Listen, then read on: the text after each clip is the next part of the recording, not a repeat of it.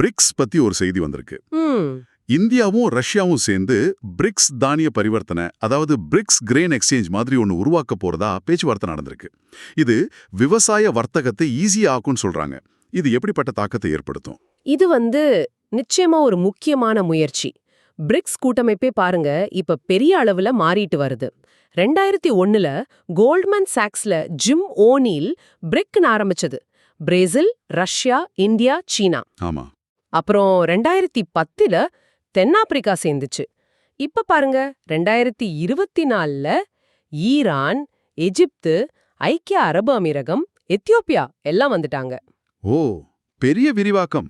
ஆமா, 2025ல இந்தோனேஷியாவும் முழு உறுப்பினர் ஆயிடுவாங்க.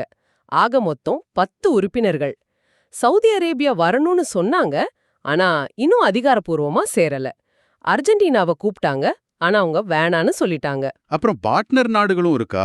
ஆமா, 11 பார்ட்னர் நாடுகளும் இருக்கு. இந்த விரிவாக்கம் சும்மா நம்பர் அதிகரிக்கிறதில்ல. இது உலக பொருளாதாரம், அரசியல் இதுலெல்லாம் ஒரு மாற்ற சக்தி மையத்தை உருவாக்குற முயற்சி.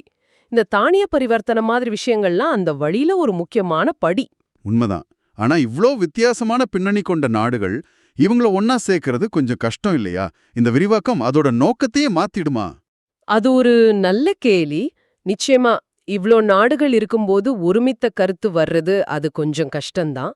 ஆனா வளர்ந்து வர்ற நாடுகளோட குரலா இருக்கிறது, டாலர் இல்லாம வர்த்தகம் செய்யறது, உலக நிர்வாகத்துல இன்னும் அதிக பங்கு கேக்குறது, இதெல்லாம் அவங்கள ஒன்னா இணைக்குது. சரி சரி. இந்த தானிய பரிவர்த்தனை கூட பாருங்க, உணவு பாதுகாப்புல தன்னிறைவு அடையறதுக்கும் டாலர் இல்லாத வர்த்தகத்துக்கும் ஒரு வழியா பாக்குறாங்க.